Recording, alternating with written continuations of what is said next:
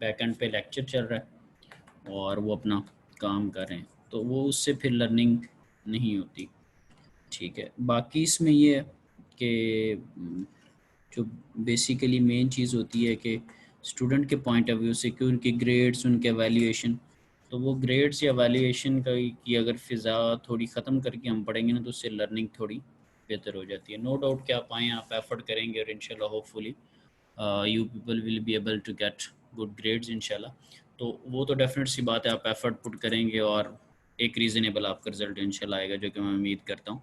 लेकिन ये है कि उस चीज़ को एक दफ़ा ज़रा साइड पे रख के आपने ज़रा इसमें पार्टिसिपेशन करनी है, आपकी लर्निंग होनी चाहिए। कोई चीज़ हम पढ़ रहे हैं तो उसमें आप कोशिश करें कोई रेलिवेंट एग्जांपल्स वगैरह देने की, या जो आप फील करते हैं, माइट बी वो डिफरेंट हो आपका ओपिनियन, या ओपिनियन इतना प्रिसाइज ना हो, लेकिन खैर ओपिनियन का होना ही बहुत बड़ी बात है, क्योंकि जब आप उसमें थोड़ी दिलचस्पी लेंगे तो फिर चीज़ें काफ़ी हद तक होपफुली बेहतर हो जाएंगी।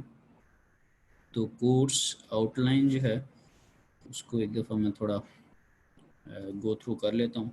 अभी तो आपको स्क्रीन पे इसका जो फर्स्ट पेज है वो नज़र आ रहा होगा।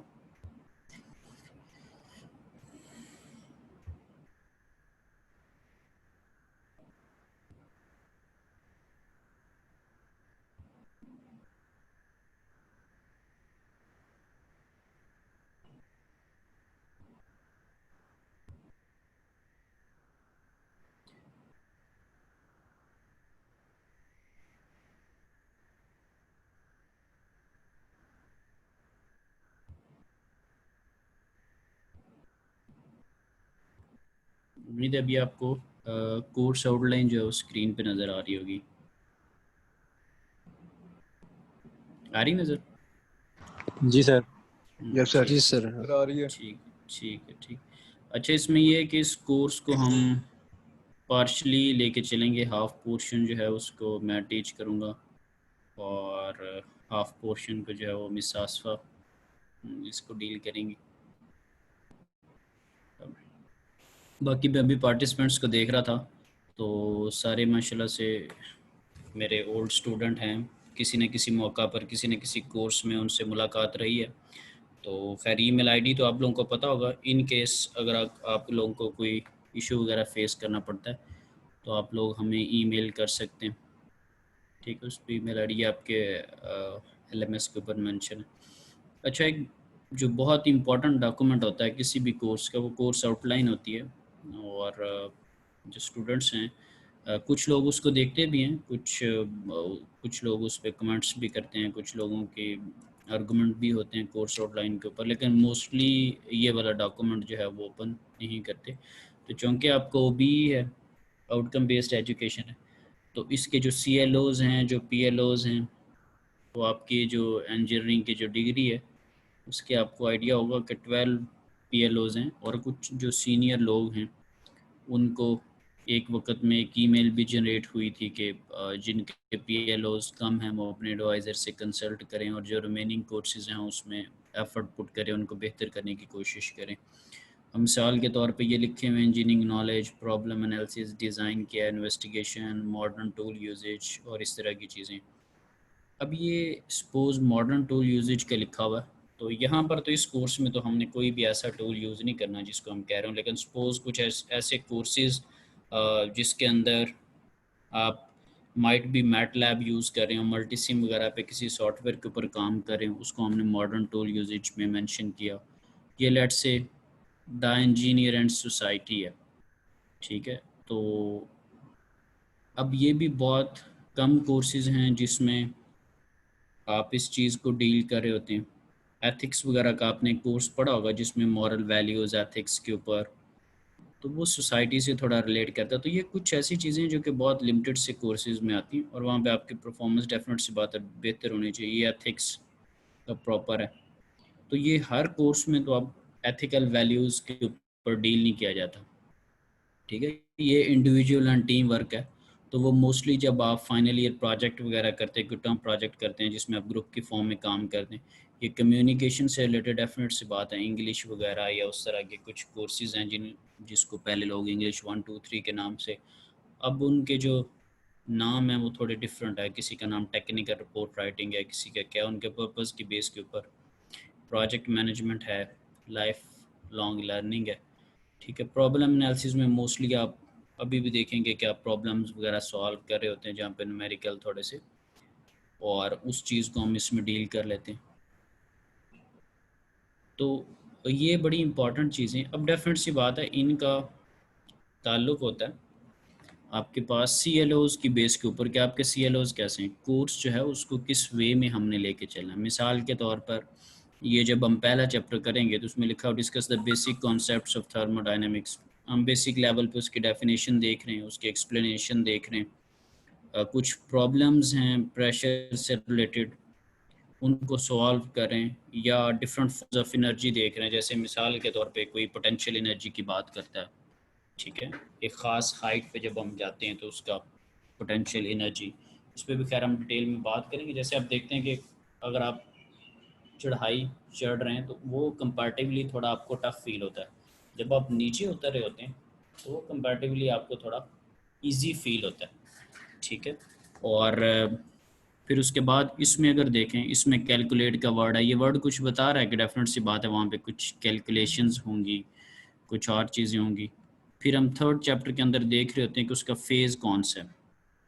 ठीक है, हमारे पास जो फ्लूइड है उसका फेज़ कौन सा है, और फिर उसमें हम टेबल के थ्रू टेम्परेचर, प्रेशर लिखा हुआ यूजिंग प्रॉपर्टी टेबल्स, तो ये चीज़ें। फिर इसमें हम एनालाइज फोर्थ और फिफ्थ चैप्टर के अंदर एनालिसिस कर रहे होते हैं। तो ये लेवल्स या वर्डिंग ये डिफरेंट है। ठीक है, और फिर एट द एंड ये एक सी एल ओज देखें, ये हमने रिसेंटली को एक दो सालों में बीच में इंक्लूड किया है। Discuss the impact of thermal energy solutions on environment and sustainable development. तो इसमें आप बता रहे हैं कि उसका एनवायरनमेंट के ऊपर क्या इफ़ेक्ट्स हैं, सस्टेनेबल डेवलपमेंट के ऊपर क्या इफ़ेक्ट्स। तो ये सी एल ओ थोड़ा सा डिफरेंट है। इसको अगर आप देखें तो मैंने जो मैप किया हुआ है ना, वो मैप हमने किया हुआ है इन्वायरमेंट एंड सस्टेनेबिलिटी के ऊपर, PLO 7 के ऊपर। क्योंकि ये अब कोई और चीज़ है, ये उस तरह से नहीं है, ये पूरा CLO। तो एनी हो, बात कहने का मकसद ये कि जो कोर्स आउटलाइन है वो किसी पर्पज़ की बेस के ऊपर बनाई जाती। ठीक है, उसको बड़ा, ये वो वाला डॉक्यूमेंट होता है जिस पे एक बड़ा, एक रीज़नेबल हम टाइम जो है वो इन्वेस्ट करते हैं। अच्छा, इसमें कुछ चीज़ें क्विज़ेज़ हैं बीच में। ठीक है, वो असाइनमेंट एक हम आपको देंगे, ये एनवायरनमेंट की बेस के ऊपर उस पर एक असाइनमेंट होगी। इसी तरह मिड टर्म का पोर्शन है। खैर ये चीज़ें थोड़ी बहुत वेरी कर सकती हैं।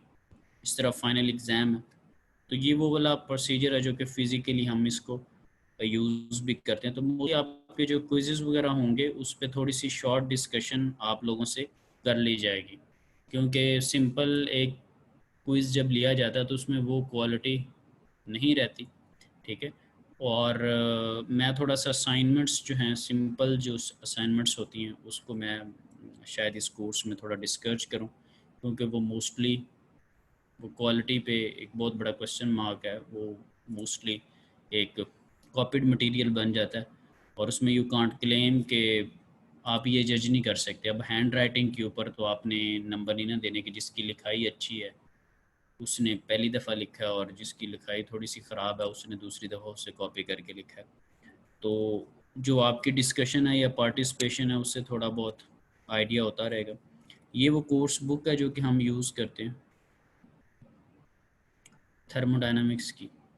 ठीक है, ऑथर का नेम आपके पास लिखा हुआ है, एडिशन लिखा हुआ है, जो भी आपको लेटेस्ट मिल जाए। ये कुछ रेफरेंसेस बुक्स हैं। ये फिर कोर्स वाइज थोड़ी डिस्ट्रीब्यूशन होती है चैप्टर वाइज कि हमने कैसे कैसे चीज़ों को करना है। ठीक है, ये फिर हमने कुछ क्विज़ का मेंशन किया है कि कौन से CLO से कौन सा क्विज़ होगा, किस तरह, ये हमारी मैपिंग है। तो कोई कोर्स आउटलाइन के बारे में या इसकी लेआउट के बारे में कोई क्वेश्चन या कोई डिस्कशन, क्योंकि ये मेन चीज़ है जो कि हमें मोटिवेट करेगी, और फिर डेफिनेट सी बात है हम आगे चलेंगे। तो कोई आपकी कोई सजेशन वगैरह? हम्म?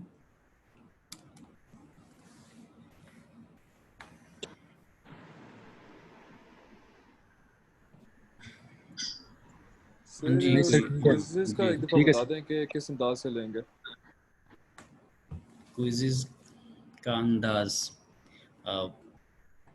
क्या मुराद है इससे यानी कि क्विज़ का अंदाज़ जैसे फिज़िकल सिस्टम में क्विज़ होता है एलएमएस पे लेट से आपने क्विज़ अपलोड कर दिया जैसे अभी हम क्लास में तो आप लोग उसको सॉल्व करेंगे और इसमें मोस्टली ये है कि ठीक है ओपन बुक चीज़ें हों या आपके पास नोट्स हों दैट इज़ समथिंग डिफरेंट लेकिन ये है कि एटलीस्ट आप अपना कैमरा वगैरह ऑन करके उसके सामने बैठ के जो है वो अगर नहीं भी है लैपटॉप वगैरह में तो मोबाइल का जो फ्रंट कैम है वो साफ ज़ाहिर मौजूद होता है क्योंकि ऐसी अगर कोई ऑप्शन दे दी जाए तो फ़ौरन मोबाइल की स्क्रीन या कैमरा टूट जाता है अक्सर ही।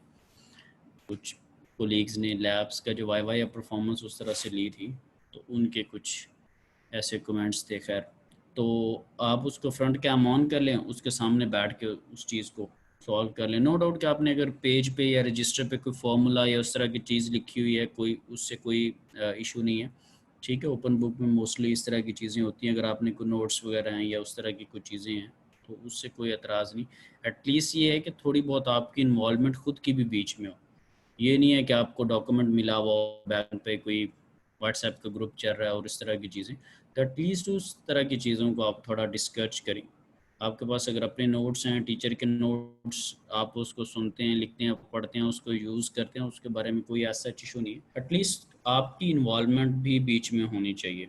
तो क्विज़ बिल्कुल उसी तरह ही है जैसे यूनिवर्सिटी में होता है वही हम मैं आपको जैसे प्रिंट करके कोई डॉक्यूमेंट टीचर को देता है प्रिंट करके क्विज़ वही क्विज़ उसी तरह का ही एक वर्ड की फ़ाइल में या उसी फॉर्मेट में या किसी और फॉर्मेट में आपके पास एलएमएस के ऊपर अपलोडेड होगा। उसके एक सर्टेन टाइम होगा और एक सर्टेन डेफिनेट सी बात है उसके एंडिंग टाइम होगा उसके अंदर अंदर आप ऑनलाइन सबमिट कर देंगे। जब क्विज़ का टाइम आएगा फिर मैं आपसे शेयर कर लूँगा कि आपने एलएमएस के थ्रू उसको सबमिट करना है या मुझे ईमेल करनी है या गूगल फॉर्म के थ्रू उसको सबमिट करना है।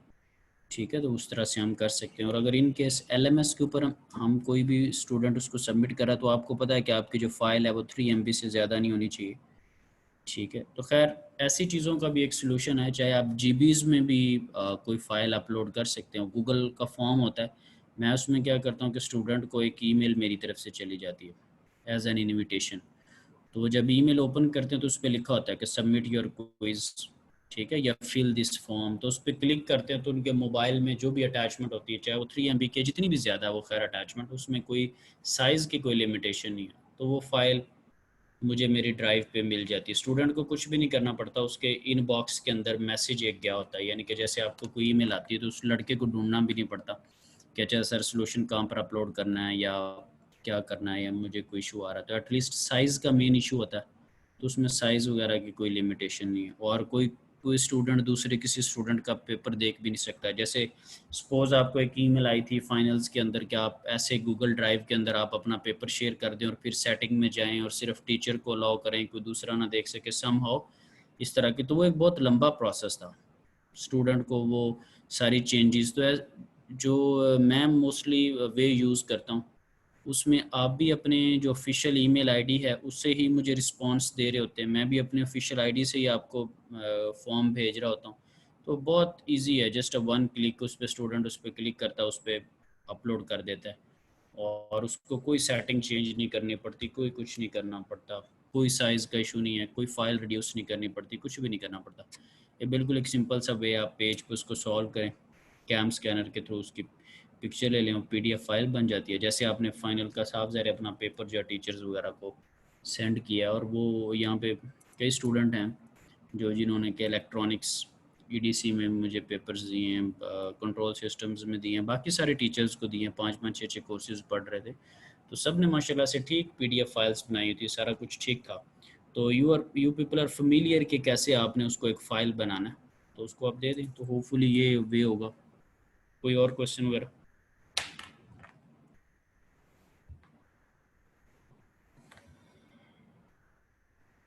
No sir. ठीक। इसमें मैंने जैसे पहले भी कहा था कि ये डेफिनेट सी बात है जब हम कोर्स पढ़ रहे होते हैं ना तो उसको हमने किसी न किसी पॉइंट पे असेस करना होता है। ठीक है तो मतलब असेसमेंट के बारे में आपको परेशान होने की ज़रूरत नहीं है। वो एक यूज़र फ्रेंडली एक एनवायरनमेंट होगा, आपको एक चीज़ प्रॉपर बताई जाएगी, फिर उसके मुताबिक जो है वो चीज़ें ली जाएंगी। क्योंकि जब ये ऑनलाइन सेटअप हुआ था तो जो मेरे से जो स्टूडेंट पढ़ रहे थे उनको मैंने स्टार्ट में, जब स्टूडेंट बहुत न्यू थे इस सारे सिस्टम के ऊपर, तो एलएमएस के ऊपर एक मैंने डमी क्विज़ के नाम से एक क्विज़ अपलोड किया। मैं सारे अपने स्टूडेंट्स को कहा कि उसमें जाके कोई भी उनके मोबाइल में कोई भी जो पिक्चर पड़ी हुई है, फाइल पड़ी हुई है, तो उसको जाके वहाँ पर एज अ सॉल्यूशन, सपोज आपके पास एक मस्जिद की पिक्चर है या ग्राउंड की है, यूएमटी ग्रीन्स की अलर्ट से, तो आप जाते हैं वहाँ पे वो पिक्चर डाल रहे हैं, तो मुझे उससे गर्ज नहीं कि वो तस्वीर कौन सी भेज रहा है, सिर्फ उनको ये सिखाना था कि उनको आया कि वहाँ पे रिस्पांस करना आता है या नहीं आता। जब वो क्विज़ की कल को मुझे पिक्चर देंगे तो आया कि वो ये काम कर सकते हैं या नहीं कर सकते। तो कुछ लोगों ने वो डेमोन्स्ट्रेशन वगैरह की, फिर जब क्विज़ हुए तो उनको उसमें कोई उस तरह से कोई इशू नहीं था। ठीक है, तो होपफुली आई होप सो कि असेसमेंट्स के बारे में, ये इस तरह किसी चीज़ के बारे में आपको भी कोई इशू नहीं होगा। डेफिनेट सी बात है, आप एक 6 मंथ्स के मल्टीपल कोर्सेज से आप अभी यहाँ तक हैं, तो अब जो है वो आपका एक्सपीरियंस काफ़ी बेहतर होगा।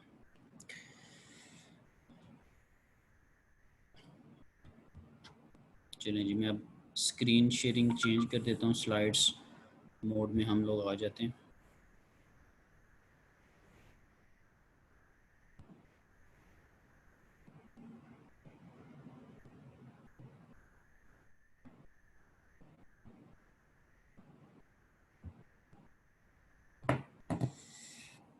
आई होप सो कि अब स्लाइड्स नज़र आ रही होंगी सबको, ऐसे ही है?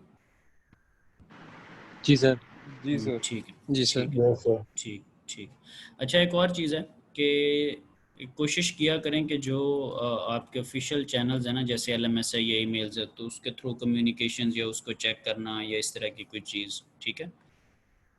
तो उम्मीद है कि आपके पोर्टल्स वगैरह सबके काम करते होंगे और उनको आप चेक भी करते रहा करें। अच्छा जी, ये ईमेल आईडी मैं पहले भी आपको बता चुका हूँ, इसमें अगर आपको कोई इशू हो तो वो आप मेरे से डिस्कस कर सकते हैं। अच्छा, ये आपके बुक का एक प्रीव्यू है और इस तरह की कुछ देखने में लगती है, ठीक है। एनी हाउ, जब कोई एडिशन चेंज होता है या थोड़ा सा, तो सम टाइम उसका कलर या चीज़ें खैर थोड़ी वेरी भी कर जाती हैं।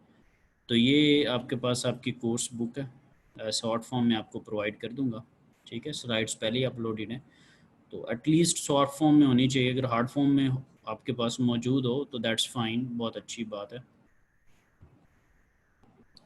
अच्छा, ये जो अभी फ़िलहाल स्लाइड्स हैं अभी हमारे पास, उसकी एक इन अ वेरी स्मॉल वे एक आउटलाइन है कि हम अभी देखेंगे कि डेफिनेशन वाइज हमारे पास जो थर्मोडायनेमिक्स है वो क्या है, या एनर्जी इसकी क्या डेफिनेशंस हैं, ठीक है। उसके एप्लीकेशंस क्या हैं, ये किन किन एरियाज़ में यूज़ हो सकती है। ये एक बहुत इंपॉर्टेंट चीज़ होती है कि जब आप कोई कोर्स या कोई भी लैब या कोई चीज़ करें, तो एटलीस्ट उसको थोड़ा इन्वेस्टिगेट किया करें कि इसकी प्रैक्टिकल एप्लीकेशंस क्या हैं। इसमें ये ज़रूरी नहीं है कि वो टीचर्स आपको आया कि वाकई बता रहे हैं या नहीं बता रहे, इसकी प्रैक्टिकल एप्लीकेशंस क्या हैं, ये कहाँ कहाँ पे यूज़ हो सकती है। क्योंकि बहुत से ऐसे टूल्स हैं जो कि टीचर्स ने आपको नहीं बताया, आप किसी एकेडमी या स्कूल से नहीं सीखे। लेट से फेसबुक है अकाउंट, किसी ने गाइड नहीं किया। इंस्टा है, कोई आपका उसमें उस्ताद नहीं है। नो डाउट आपके फ्रेंड्स हो सकते हैं, आप सोशल मीडिया के थ्रू आपको चीज़ों का आइडिया हो, लेकिन एटलीस्ट प्रैक्टिकली आप किसी स्कूल में नहीं पहुंचे, किसी कॉलेज किसी इंस्टीट्यूट ने नहीं आपको बताया, तो वहाँ पर आपने वो वक्त की एक ज़रूरत थी, आपने सीखा है, लर्न किया। तो यानी हो कोई आपको बता दे या ना बताए, लेकिन आप खुद से जब कोई चीज़ कर रहे होते हो तो एटलीस्ट उसका जो एप्लीकेशंस हैं, जो उसका एरिया है, ठीक है, उसको देखा करें और उसमें से देखा करें कि आपके एरिया ऑफ इंटरेस्ट को कौन सी चीज़ मैच करती है। तो थोड़ा मोटिवेशन आपको उससे मिलती है ताकि उस कोर्स को पढ़ने में, ठीक है। और फिर इसके बाद कुछ देखेंगे कि ये बेसिक चीज़ें हैं, ये जो यूनिट्स वगैरह से रिलेटेड हैं, ये फ़िज़िक्स में भी आपने पढ़ा हुआ है कि जो सिस्टम इंटरनेशनल के यूनिट्स हैं, क्योंकि जब इंटरनेशनल लेवल पे ट्रेड करनी होती है या इंटरनेशनल लेवल्स पे जब आपने उसकी कोई मार्केटिंग करनी है, कोई डीलिंग करनी है, तो फिर यूनिट स्टैंडर्ड होने चाहिए। ऐसे नहीं है कि आप कुछ और बोल रहे हैं और नेक्स्ट जो परचेज़र है, बायर है, या जो भी कोई क्लेम करने वाला है, उसका कुछ यूनिट और है और सम हो, वो आपको पता है कि फिर होमोजीनियस चीज़ नहीं रहती। तो होमोजेनिटी जो है वो बहुत ज़रूरी है कि चीज़ें सेम प्लेटफॉर्म पे हों, ठीक है। और अगर इन केस आपको कन्वर्जन्स करनी पड़ रही है यूनिट्स की, तो उसको भी थोड़ा सा हम देख लेंगे, ठीक है। फिर सिस्टम है, अक्सर आप एक टर्म यूज़ करते हैं सिस्टम की, कि यार सिस्टम ख़राब है, सिस्टम ठीक नहीं है, सिस्टम को चेंज होने की ज़रूरत है, ये पूरे का पूरा निज़ाम ही बदलने की ज़रूरत है। तो यहाँ पे भी एक सिस्टम है, लेकिन अब देखेंगे कि वो किस तरह का सिस्टम है, हम किस तरह के सिस्टम की डेफिनेशन पढ़ते हैं, या क्या पता हो कि वो वही सिस्टम है जो कि हम जिसको डेली लाइफ में सुन रहे होते हैं। तो खैर ये एक इंटरेस्टिंग चीज़ होगी।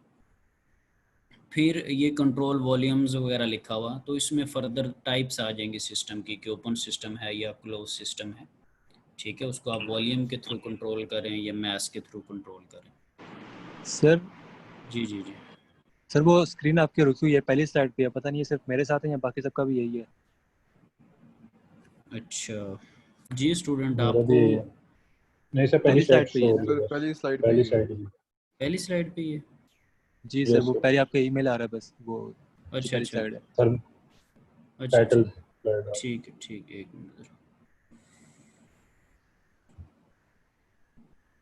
अब आपको आउटलाइन वाली आई है या अभी? नहीं सर, अभी भी पहली ही है। ठीक। ठीक है बस। रिज्यूम स्लाइड शो हो रहा है सर, आ सर गई है अब सर। आई आउट, अब ये आ गई आउटलाइन। सर, शो अब आ गई है। अच्छा,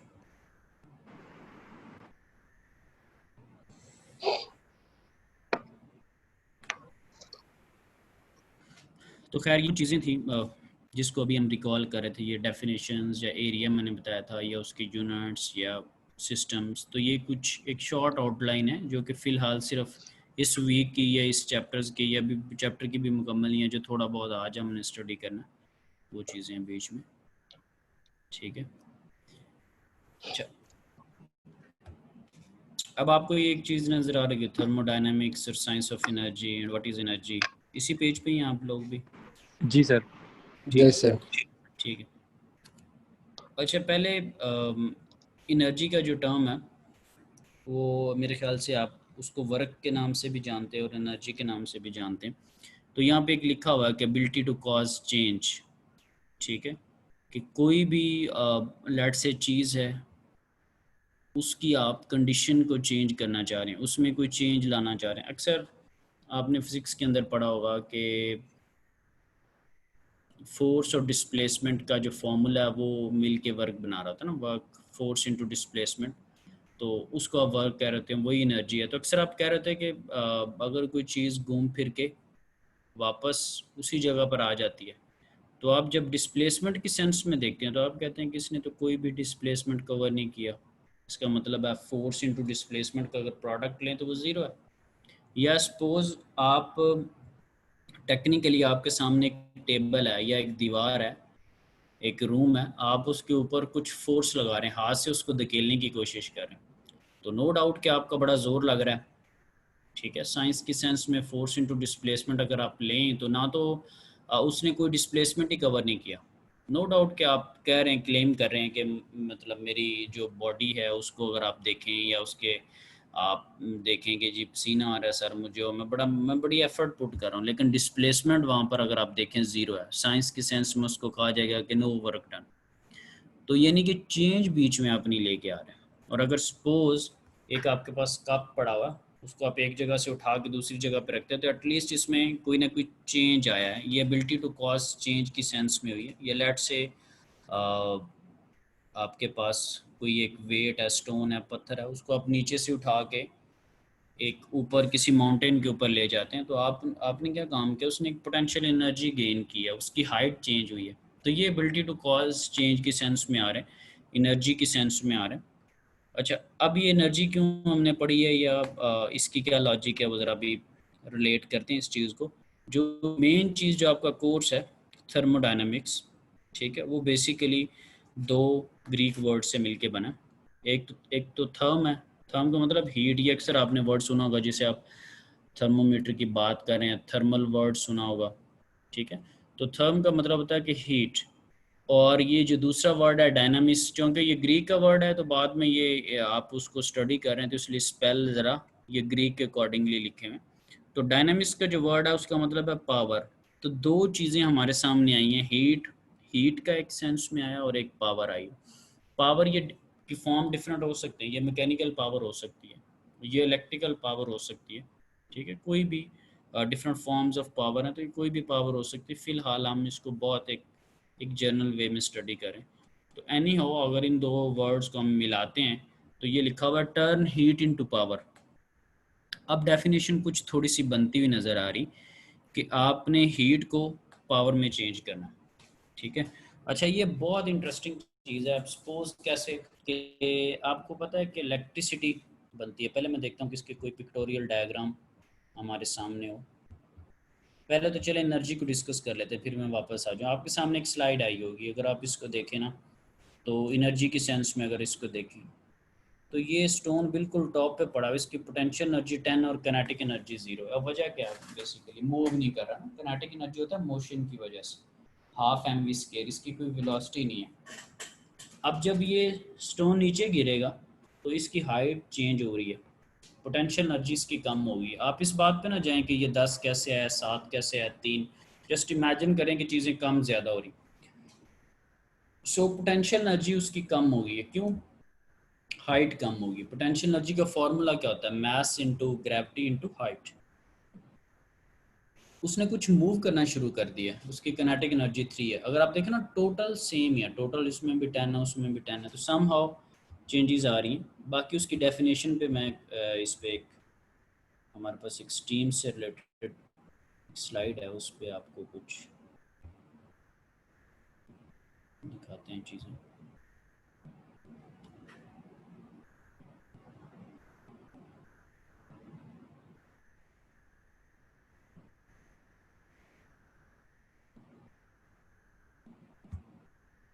ये देखिए, आपके सामने एक स्टीम पावर साइकिल की एग्जांपल आ रही है। चूँकि आप इलेक्ट्रिकल इंजीनियरिंग के स्टूडेंट हैं तो चले इलेक्ट्रिसिटी से रिलेटेड थोड़ी सी चीज़ें लेके आते हैं।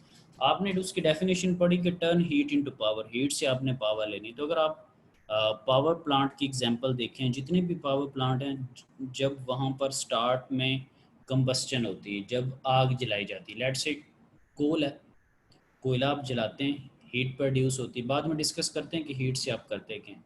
लेट से गैस के ऊपर, नेचुरल गैस के ऊपर जितने भी पावर प्लांट्स हैं, आप बर्न करते हैं पहले उसको, गैस को, फिर प्रोसेस कोई ना कोई स्टार्ट होता है। सॉलिड म्यूनसिपल जो वेस्ट आप लेते हैं, जो कूड़ा है, ठीक है, और उससे जब आप इलेक्ट्रिसिटी प्रोड्यूस करते हैं, ठीक है, सो उसमें भी क्या होता है कि आप जो चीज़ें जल सकती हैं, पहले तो आप ये उसको अलग-अलग करते हैं कि जो चीज़ें रिसाइकल हो सकती हैं, लेट से प्लास्टिक है, प्लास्टिक वाली जगह पर चला जाएगा वो, ठीक है। आयरन है, वो तो साफ ज़रा जलने के काबिल नहीं है, वो अपनी जगह पे चला जाएगा रिसाइकलिंग में सारी। तो जो चीज़ें जल सकती हैं उसको फिर जला के उससे हीट बनाई ली जाएगी। अच्छा, अब इसमें होता क्या है कि जब हीट आती तो फिर इलेक्ट्रिसिटी कैसे बन जाती? हीट जो होती, हीट आपके पास फर्दर यूज़ होती है। अब उसके भी दो मैकेनिज़्म हैं, वो एंड पे आप देखेंगे। मैं सपोज करता हूँ आसान लफ्ज़ों में कि हीट मेरे पास आई है, मैं इससे वाटर को बॉयल कर लेता हूँ। वाटर को जब आप बॉयल करेंगे तो आपके पास क्या आ जाएगा? स्टीम, जिसको आप भाप कह रहे हैं, ठीक है। आपको पता होगा कि रेलगाड़ियाँ भी स्टार्ट में वो भाप से चलने वाले इंजन्स होते थे। आपने अपनी जो अर्ली बुक्स हैं, माइट भी वहाँ पे कहीं पे पिक्चर्स वगैरह भी उसकी देखी हूँ, ठीक है, इस तरह की चीज़ें। तो जब आपके पास स्टीम बन जाएगी तो स्टीम ने क्या काम करना है? स्टीम को फिर आप, जो भाप होगी उसको आप टरबाइन के ब्लेड्स के ऊपर टकराएगी वो चीज़ ना। अब ये टरबाइन के जो ब्लेड्स हैं ये किस तरह के होते हैं? सपोज पंखा है ना, तो पंखे के अंदर मोटर लगी हुई है, उसके फैंस आपको हवा दे रहे हैं। अब आप पीछे से उसका स्विच जो है उसको ऑफ कर दें सपोज। आपको पता है कोई लोग पर को थोड़ा सा जब हिलाते हैं तो वो आपके पास पंखा आपको हवा देने लग जाता है। तो ऐसे ही सपोज करें कि जो एक एक जो टरबाइन होती है उसके ब्लेड्स होते हैं, ठीक है। तो जब आप ब्लेड के ऊपर कोई चीज़ आके हिट करेगी, जो कि आपके पास वाटर से बनी हुई स्टीम बेसिकली आपके पास होगी, जब उसने ब्लेड्स के ऊपर हिट करना है तो ब्लेड्स उसके जब मूव करेंगे, जैसे पंखा उसके जब पर चलते हैं, तो आगे एक रोटर लगा होता है। आपने अब जनरेटर को देखा होगा कि जनरेटर जो होता है, जनरेटर के अंदर आपके पास क्या मैकेनिज्म होता है कि जनरेटर के आगे मैकेनिकल शाफ्ट सी लगी होती है, ठीक है। अक्सर आपने छोटे एरियाज़ में देखा होगा कि वो हाथ से थोड़ा सा उसको घुमाते हैं और फिर जनरेटर वर्किंग। जनरेटर क्या करता है? मैकेनिकल एनर्जी लेता है। तो आपकी टरबाइन आगे जो जनरेटर है उसको चला देगी, और जब जनरेटर चलेगा तो जनरेटर आपको क्या काम करता है? जनरेटर आपको मैकेनिकल से इलेक्ट्रिकल एनर्जी देता है। तो ये एक प्रोसेस है पूरा कि आपके पास कैसे हीट से इलेक्ट्रिसिटी आ रही है, ठीक है। तो ये एक वे होता है। मैं इसकी कोई एक पिक्चर देख रहा हूँ कि मेरे पास पिक्टोरियल डायग्राम कोई अच्छी सी हो जिससे आपको मज़ीद जो है वो चीज़ें क्लियर हो जाए।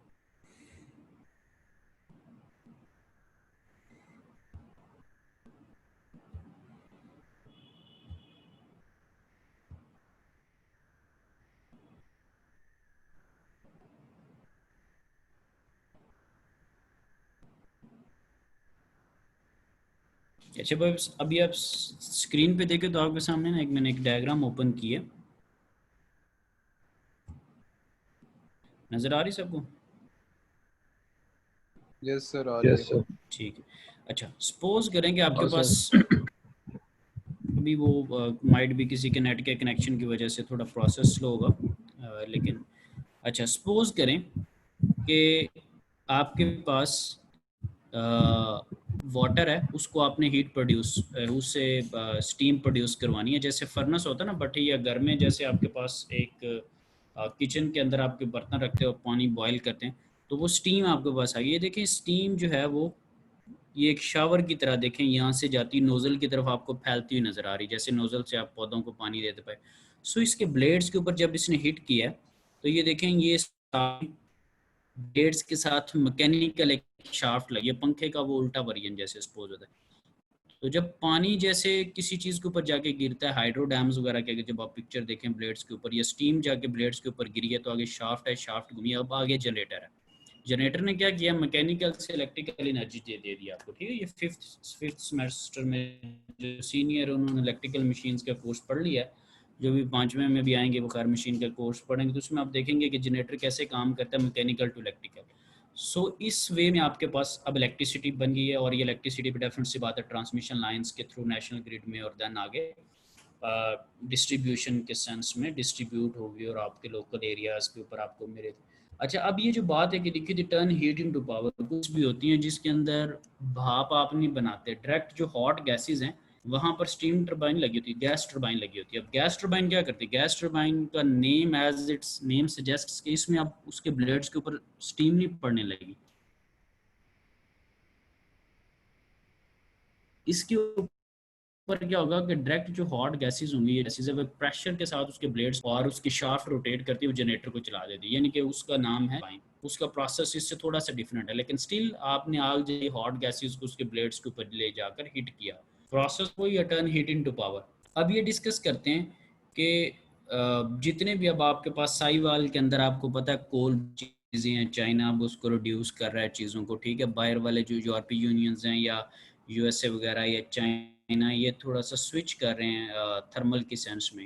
डेफिनेट सी बात होगी उसका एनवायरनमेंट के ऊपर एक बहुत एक डिफरेंट इम्पैक्ट है। वो एक ये जो पीएलओ भी इसीलिए बीच में इंक्लूड किया गया कि इनके इम्पैक्ट्स वगैरह क्या हैं, ठीक है।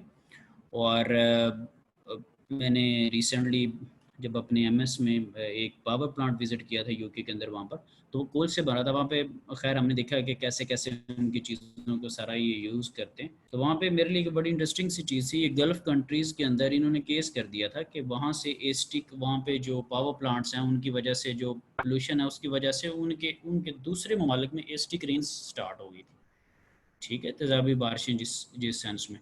तो अब एक कंट्री कहाँ पे है, दूसरा कहाँ पे है, तो बाहर प्रॉपर इन्वायरमेंट के ऊपर पूरी कमेटीज़ हैं, ठीक है, वो सारा उस चीज़ को देखती हैं। इंटरनेशनली आपको उसकी इजाज़त लेनी पड़ती है, सारी चीज़ें हैं, जिसकी वजह से इन चीज़ों से थोड़ा सा वो बाहर आ रहे हैं, रिन्यूएबल की तरफ जो ट्रेंड है थोड़ा सा मूव कर रहा है। तो खैर ये वो चीज़ है बेसिकली कि टर्न हीट इनटू पावर, ठीक है। तो आई होप सो कि अब थोड़ी मोहब्बत भी आपको थर्मो से पैदा हो जानी चाहिए।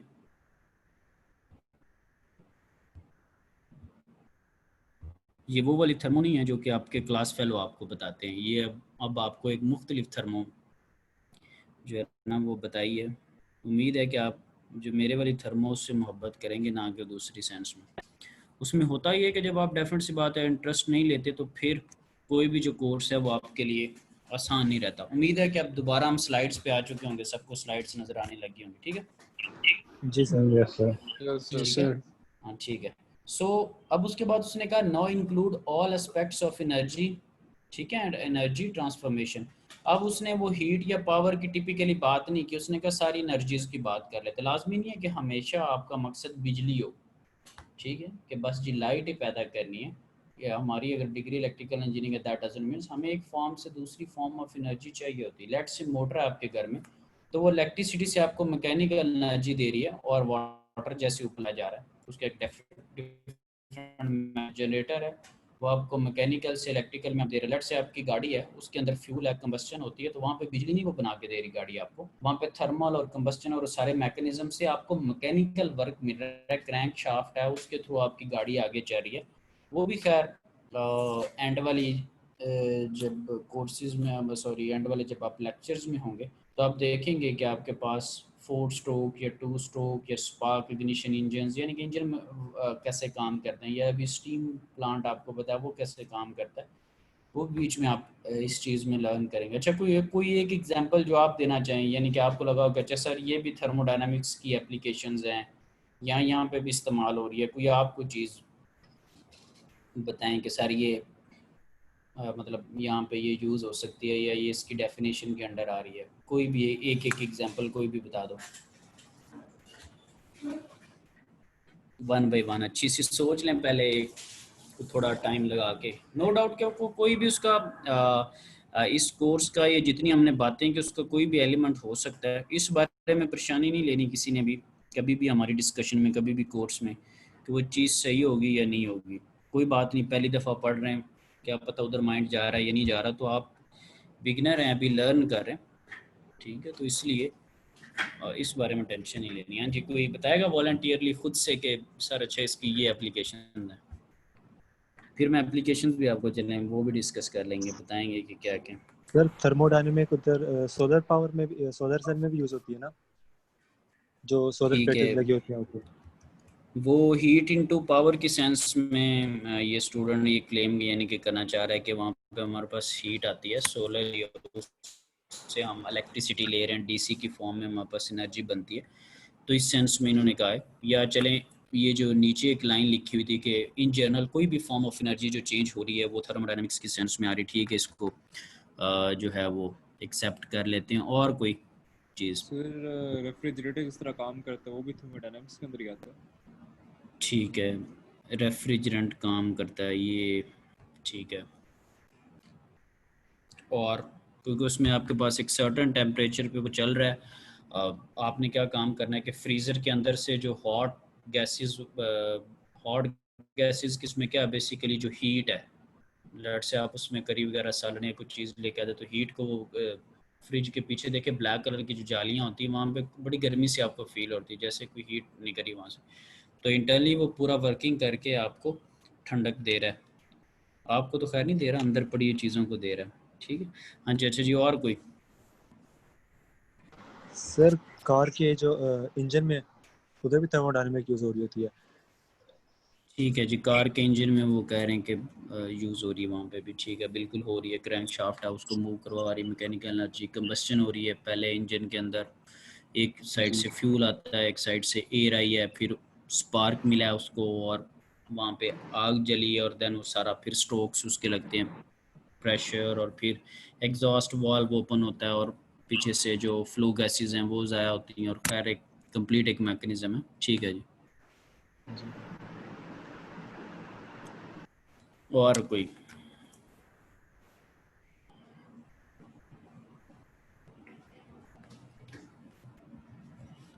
बस मिसालें ख़त्म हो गई, अच्छा जी।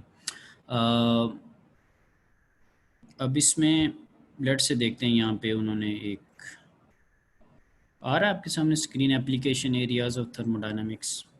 Yes sir. जी सर। अच्छा, ये जब भी कोर्स पढ़ाते तो इसमें अब ये इनका थर्मोडायनामिक्स में क्या रोल है, इस पे बड़े इंटरेस्टिंग कमेंट्स सुनने को मिलते हैं। कोई है माइंड में कि ये एक तो खैर आपको ये पावर प्लांट टाइप एक चीज़ नज़र आ रही है कि चिमनी से जो धुआं निकल रहा है, अंदर कोई कंबस्शन हो रही है, और कंबस्शन के थ्रू उम्मीद करते हैं कि आगे ये कोल पावर प्लांट टाइप कोई आपके पास चीज़ होगी, माइट भी आप वहाँ पे इलेक्ट्रिसिटी उससे प्रोड्यूस करवा रहे हो, ठीक है। तो कुछ सेंस बन रही है यहाँ पे। तो ये जो बैठे हुए हैं कुछ बच्चे बैठे हुए हैं, इन पे क्या कमेंट्स हैं किसी के? ये किस टाइप की? सर ये गर्मी ले रहे होंगे, ये गर्मी ले रहे होंगे सूरज से, मतलब ऐसे ही बैठे होंगे, कुछ कर तो है नहीं रहे। अच्छा, सूरज से गर्मी लेके और घर जाके अपने वालिदैन से जो है वो लड़ाई करेंगे।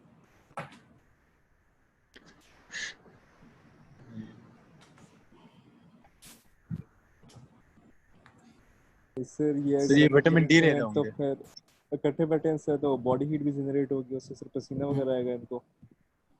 ठीक है जी, सर ये विटामिन डी लेंगे। ठीक है जी, विटामिन डी लेंगे। हाँ, बच्चों को और बूढ़ों को बड़ी ज़रूरत होती है, बुढ़ापे में लोग गोलियां खा रहे थे फिर इनकी। जी अच्छा, ये क्या आपके पास सिनेरियो है, ये जो ब्लैक से कलर के पंखा से लगा हुआ, ये क्या चीज़ है भला? एसी का आउटडोर यूनिट सर। ये हमारे बिल्कुल यूएमटी के ऊपर जो लगे होते हैं, हाँ, वही मैं कहने लगा था। आप वो जो अगर खराब हो जाते हैं। यूएमटी में सैन की तरफ से लाइब्रेरी बिल्डिंग की तरफ अगर आप देखें, जो कि हम लोग अक्सर देखते हैं, हमारी तो विंडोज़ के साथ व्यू नज़र आता है इसका, तो ये आउटडोर यूनिट्स हैं, ठीक है। जब थोड़ा बड़े लेवल पे आपके पास एसी वगैरह ये उस तरह की चीज़ होती है, घर वाला ज़रा आउटडोर उससे थोड़ा डिफरेंट है। ये अभी फ्रिज वगैरह की बात कर रहे थे, ये एक आपके सामने जो है वो ओपन भी है और बड़ी अच्छी अच्छी चीज़ें उम्मीद है इसके अंदर पड़ी होंगी। आई विश कि आपकी फ्रिज में भी इस तरह की बेहतर कुछ पड़ा हो।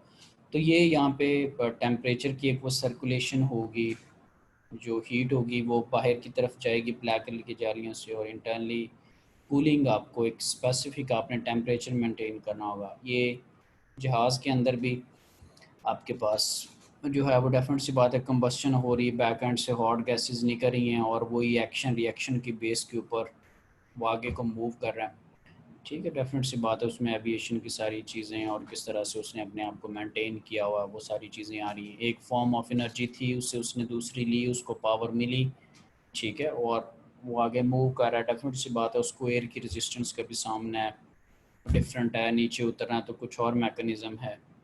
तो खैर नहीं, वो फॉर्म्स ऑफ एनर्जी जो हैं वो चेंज हो रही हैं।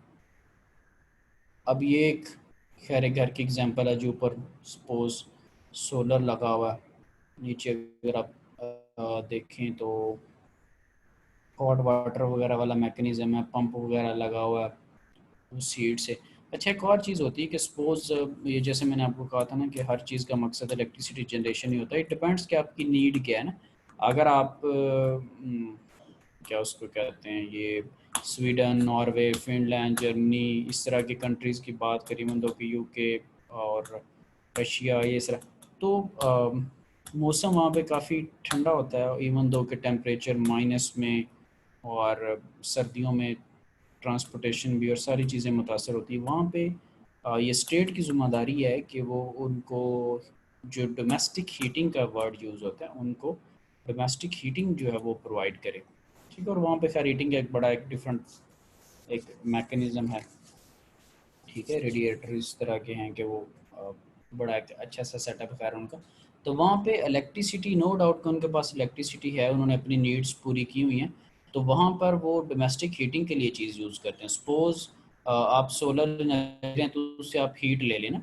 सोलर की भी फर्दर कुछ आगे जाके उसकी टाइप्स हैं, जो कि अगर आप उसको डीप थोड़ा स्टडी करें, ये रिन्यूएबल जो पढ़ते हैं इनको बताई जाती हैं कि सोलर की जो लाइट है, यानी कि जो सॉरी उसकी हीट आ रही है सोलर की, उसके थ्रू अगर तो आपने सेल्स या ये जिस तरह आप एक कॉमन सेंस में प्लेट्स वगैरह यूज़ कर रहे थे, कहते हैं कि उसने जी सोलर की प्लेटें उन्होंने लगाई हुई हैं, ये बेसिकली आपके पास पैनल्स हैं, ठीक है, फोटोवोल्टिक के पैनल्स हैं, ठीक है। इनको आप यूज़ करके, तो यहाँ पे आप क्या करते हैं कि आप इनकी जो फिज़िकल प्रॉपर्टीज़ हैं उसको एक्सप्लॉइट कर लेते हैं, और वो जो इलेक्ट्रॉन्स होते हैं सिलिकॉन की बेसिकली ये बनी हुई हैं, ठीक है, सेमीकंडक्टर्स की, तो वो चार्जेस जो हैं वो मूव करते हैं, और चार्जेस के मूव करने की वजह से आपको इलेक्ट्रिसिटी मिल जाती है। अब इसकी एक दूसरी सेंस भी होती है कि आप जो हीट है जो उन सेल्स के ऊपर पड़ रही है, उसको एक फॉर्म में कंसंट्रेट कर लें और कंसंट्रेट करके उस हीट जो है उससे वाटर को बॉयल कर लें, या ऐसा कोई काम ले लें। लाजमी नहीं है कि आप जो सूरज की रोशनी है उससे बिजली बनाएं, उसको एज अ हीट भी आप ले सकते हैं। तो जब एक पॉइंट पे फोकस करेंगे ज़्यादा हीट होगी, और वो जिस पॉइंट पे फोकस करें वो सपोज आप करें कोई बर्तन है, कोई टैंक है, तो वहाँ से अगर वाटर बॉयल हो जाता है, हीट ले लेते हैं, तो वो हीटिंग की सेंस में भी यूज़ हो सकता है। या वो अगर शावर आपने लेना है तो उस सेंस को वो पानी गर्म करने की सेंस में, गीज़र की सेंस में भी आ सकता है। तो समहाउ इसकी डिफरेंट जो है वो एप्लीकेशंस हैं थर्मोडायनामिक्स की। उम्मीद है कि ये इस स्लाइड से थोड़ा जो आपका पॉइंट ऑफ व्यू थोड़ा ब्रॉड हुआ होगा कि इसको खैर हम काफ़ी सारी जगहों पे जो है वो यूज़ कर सकते हैं। अच्छा, एक इसमें बहुत जो कॉमन एक लॉ यूज़ होता है, ये फर्स्ट लॉ ऑफ थर्मोडायनामिक्स भी है, ये कंजर्वेशन ऑफ एनर्जी प्रिंसिपल। और इसको आपने पहले भी देखा होगा कि energy neither created not destroyed. ठीक है, यानी कि एनर्जी ना तो पैदा हो सकती है ना ख़त्म हो सकती है। ठीक है, लेकिन वो एक फॉर्म से दूसरी फॉर्म में चेंज हो सकती है। यानी कि energy neither created not destroyed but it can be change from one form to another form. अब इसको देखते हैं कि ये क्या चीज़ें हो गई हैं। ये चाह रहा है कि ना उसने पैदा होना है ना उसने डिस्ट्रॉय होना है, बस वो एक फॉर्म ऑफ एनर्जी है जो कि आगे आगे आगे आगे चलती जा रही है। ठीक है, इवन दो के फूड की सेंस में भी आप देखें तो आप एक बीज होता है, एक बीज है, उसको आपने बोया, उसने ऊपर सनलाइट एब्जॉर्ब किया, वाटर उसने एब्जॉर्ब किया, उसको रोशनी मिली है, उसने हवा और रोशनी की सेंस में वो पौधा जो है उसने ग्रो किया, फिर एक फसल तैयार हुई है और वो फूड आपने खाई और आपकी अपनी बॉडी के अंदर एक एनर्जी आई है। तो वो फूड एनर्जी की सेंस में, और उस एनर्जी से आपने फिर फर्दर कोई काम किया। आपकी बॉडी भी एज एन इंजन वो एक फ्यूल की सेंस में चल चल के आप मैक्सिमम 6 घंटे को सर्वाइव कर रहा है, कुछ 7 घंटे कर रहा है। तो वो जो मैं बोल रहा हूँ या जो आप सुन रहे हैं, या जब आप कोई काम करेंगे तो वो बॉडी को कोई ना कोई चीज़ चाहिए। तो सिर्फ ये नहीं है कि हीट की सेंस में, ओवरऑल भी हम देख रहे हैं कि फॉर्म्स ऑफ एनर्जी जो हैं वो एक दूसरे से चेंज हो रही। इसी को ही हम फर्स्ट लॉ ऑफ थर्मोडायनामिक्स भी कहते हैं। ठीक है, एनर्जी कंजर्वेशन प्रिंसिपल भी कहते हैं कि एनर्जी एक फॉर्म से दूसरी फॉर्म में कन्वर्ट हो रही है। तो फर्स्ट लॉ भी यही है और कंजर्वेशन ऑफ एनर्जी प्रिंसिपल भी यही है कि एनर्जी एक फॉर्म से दूसरी फॉर्म में जा रही है, टोटल सेम रह रही है। सपोज ये एग्जांपल जो पहले दी थी अब आपको थोड़ी ज़्यादा क्लियर समझ आएगी कि देखिए एक स्टोन है, वो टॉप के ऊपर पड़ा हुआ, पोटेंशियल एनर्जी उसकी 10 है, ये जूल में, किलो जूल में, जो कुछ भी है, अभी यूनिट्स को वो डील नहीं कर रहा, 10 उसकी वैल्यू है, और कैनेटिक एनर्जी 0 है। कैनेटिक एनर्जी इस वजह से 0 है, जो कैनेटिक एनर्जी का फॉर्मूला है हाफ एम वी स्केयर। ठीक है, तो वो हाफ एम वी स्केयर की सेंस में आपको पता है कि वेलोसिटी यहाँ पे 0 है, मूव नहीं कर रहा, 0 वैल्यू 10। फिर ये पत्थर नीचे अगर गिरता है तो आपको पता है जैसे जैसे ये ज़मीन की तरफ आएगा इसकी हाइट चेंज होती जाएगी, हाइट इसकी चेंज होती जाएगी। अब पोटेंशियल एनर्जी का क्या फार्मूला होता है, एम जी एच, मैस इंटू जी, जिसको आप 9.8 ले रहे हैं, ठीक है, और इंटू हाइट। तो कॉन्टीन्यूसली जब उसकी हाइट कम हो रही तो पोटेंशियल एनर्जी भी कम हो रही। तो आप देखें 10 की बजाय उसके साथ 7 लिखा हुआ, और फिर एक चीज़ लिखी काइनेटिक एनर्जी 3। ये बेसिकली क्या, हाफ एम वी स्केयर, इस स्टोन का कोई ना कोई मैस भी होगा, और ये किसी न किसी वेलोसिटी से नीचे गिर रहा है, किसी न किसी वेलोसिटी से मूव भी कर रहा है, तो उसकी वैल्यू 3 है। जब ये बिल्कुल ज़मीन के लेवल पे आएगा इसकी हाइट बिल्कुल 0 हो जाएगी, तो वो सारी एनर्जी जो 10 की 10 है वो आपको क्या उसको कहते हैं काइनेटिक में मिलेगी। फिर जब नीचे गिरेगा और आगे जो रेजिस्टेंस है, जो फ्रिक्शंस का उसको सामना करना पड़ेगा, जब नीचे गिरेगा कुछ एनर्जी शोर की सेंस में फॉर्म में चली जाएगी, नॉइज़ जो होती है उसकी सेंस में, कुछ जो है वो फ्रिक्शन की सेंस में, कुछ वहाँ पर जब कॉन्टीन्यूसली कोई चीज़ मूव करती है, फ्रिक्शन होती है, रगड़ खाती है, नॉइज़ भी आएगी बीच में, और हीट भी थोड़ी सी प्रोड्यूस होती है। अक्सर आप अपने हाथ को कहीं रब करें ना, या जैसे ये माचिस वाला पुराना कॉन्सेप्ट था आग दिलाने वाला, तो दो पत्थर्स को जब आपस में, ठीक है, फ्रिक्शन की सेंस में उनको रगड़ते हैं तो उससे भी आग लग जाती है। अक्सर आपने इस तरह की क्लिप्स वगैरह देखे होंगे। तो बात करने वाले से फॉर्म ऑफ एनर्जी जो है वो मौजूद है।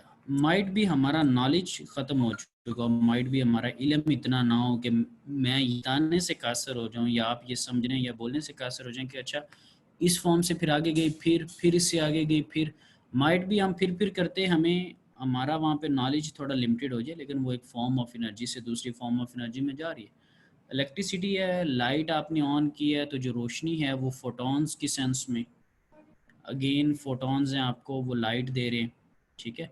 सो रोशनी एक तो आपको मिली, और दूसरा आपने देखा है कि जो लाइट होती है उसके इर्द गिर्द हीट भी होती है। अगर बड़ा सारा रॉड आप लें, शादियों का फंक्शन हो, तो सर्दियों वाले मौसम में अगर शादी हो तो वो अगर आप कैमरामैन के करीब हो तो बड़ा मज़ा आ रहा होता है, और अगर वही गर्मियों का मौसम हो तो आप वाइड कर रहे थे, आपको वहाँ पे काफ़ी गर्मी सी उसकी फील हो रही थी।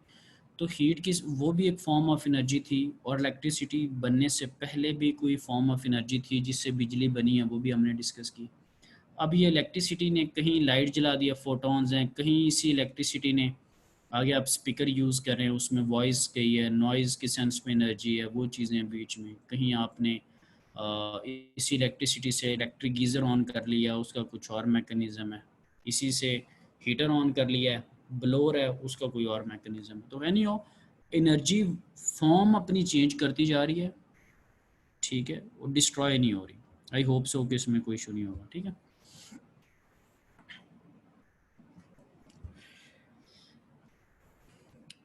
अच्छा, इसकी कोई एग्जांपल वगैरह कि एक फॉर्म से दूसरी, फर्स्ट लॉ ऑफ एनर्जी, ये कंजर्वेशन प्रिंसिपल की, कि एनर्जी एक फॉर्म से दूसरी फॉर्म में जाती है, इसकी कोई एग्जांपल वगैरह को देना चाहिए। बड़ी ये तो बहुत बहुत ओपन डिबेट है, इसमें तो बंडल ऑफ एग्जांपल्स आ सकती हैं। तो इसमें तकरीबन सारी चीज़ें आ सकती हैं।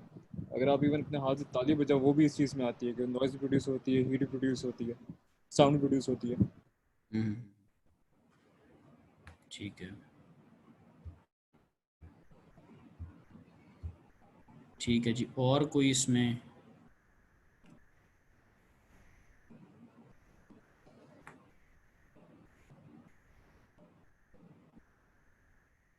और भी उसमें कुछ कहना चाहिए? बड़ी ओपन डिबेट है यार, एक फॉर्म से दूसरी फॉर्म ऑफ एनर्जी का आपने बताना है, कुछ भी बताया जा सकता है। सर काफ़ी हो गए, जैसे फुटबॉल खेल रहे हैं तो उसमें होती है जब बॉल को किक लगती है ठीक है, वो एनर्जी चेंज कर रहा है। उसके बाद गाड़ी बिल्कुल, है वो फ्यूल से अपने काइनेटिक में कर रहा है, ठीक है, ठीक हीट से है। और काइनेटिक जी में कर रहा है। चलें, एग्जांपल्स ना ख़त्म हो जाना है, बाकी बच्चों के भी कमेंट ले लें। हाँ जी, जी जी। हाँ जी, चलें जी, दो एग्जांपल्स सर उन्होंने बताई बड़ी डिफरेंट और अच्छी अच्छी। हाँ जी, और मोबाइल फ़ोन वगैरह की बैटरीज सर, बैटरीज। ठीक है, ठीक है जी, उससे बैटरी है, उससे डिस्प्ले आ रहा है, फर्दर कुछ चीज़ें हो रही हैं, ठीक है जी। सिग्नल्स कैच कर रहा है, वॉइस आ रही है, जा रही है, कुछ लोग मोबाइल पे कनेक्टेड भी होंगे, डेटा कुछ केबीज आ रहे हैं, कुछ जा रहे हैं, ठीक है, पैकेट्स डेटा के इन आउट हो रहे हैं, वॉइस है, मैसेजिंग है, मल्टीपल चीज़ें हैं, खैर। सो अच्छी एग्जांपल है, चलें जी। और कोई?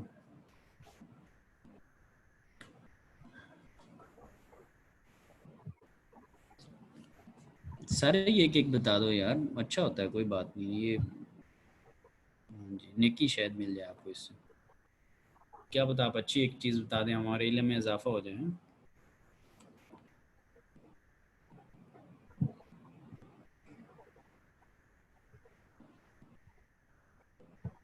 कोई नहीं, बस क्लास पार्टिसिपेशन थोड़ी है, हैं? चलें।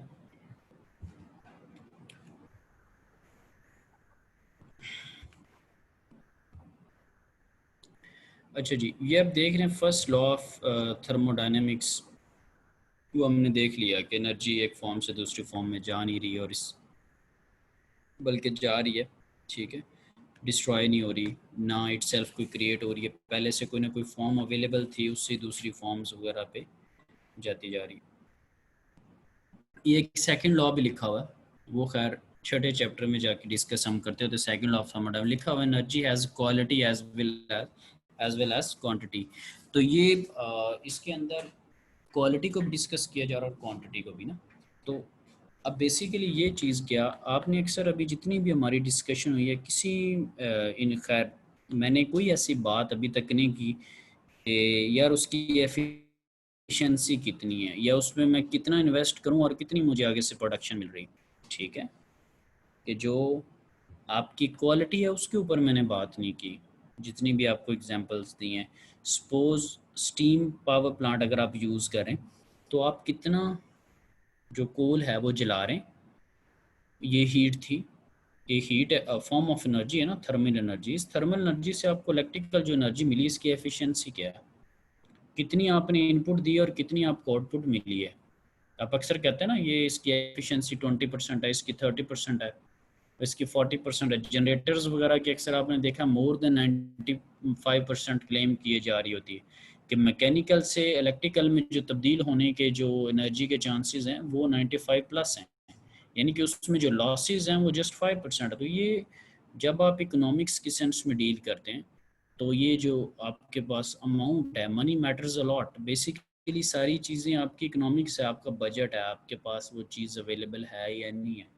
अब आप सारों को बहुत सारी फैसिलिटीज़ का आइडिया होगा, माइट भी कुछ फैसिलिटीज़ आप इंजॉय कर सकते हैं, कुछ फैसिलिटीज़ आप जस्ट बता सकते हैं या सुन सकते हैं, आप अवेल नहीं कर सकते उन अपॉर्चुनिटीज़ को। तो ये लॉ बड़ा इम्पॉर्टेंट है, सेकंड भी, खैर वो अभी इसको नहीं पढ़ना, इसको काफ़ी बाद में जाके स्टडी करना है कि energy has quality as well as quantity. तो क्वांटिटी जस्ट मिकदार है बेसिकली होती है कि 5 से 10 बन गया, 10 से इतना बन गया, ये यूँ हो गया, या ये पोटेंशियल में चली गया, वो इलेक्ट्रिकल में आ गया, ये 7 थी तो वो 3, 7 जमा 3 10 हो गया, वो 10 + 0 10 था। तो क्वालिटी पे भी डीलिंग इसकी डेफिनेट सी बात है। जब आप एज एन इंजीनियर जब आप कोई पावर प्लांट लगा रहे हैं, कोई चीज़ लगा रहे हैं, तो फिर पूछा जाएगा कि अच्छा यार ये एफिशिएंट कितना है। अक्सर आपने देखा कोई प्रोजेक्ट या कोई चीज़ या कोई बिल या कोई भी जब एक गवर्नमेंट कोई काम करती है तो अपोजिशन की तरफ से, पब्लिक की तरफ से ये आता है कि ये फिजिबल सेटअप नहीं है, या ये नहीं लग सकता, ये इस पर यूँ लॉसेज हैं, या ये ठीक नहीं है, नहीं हो।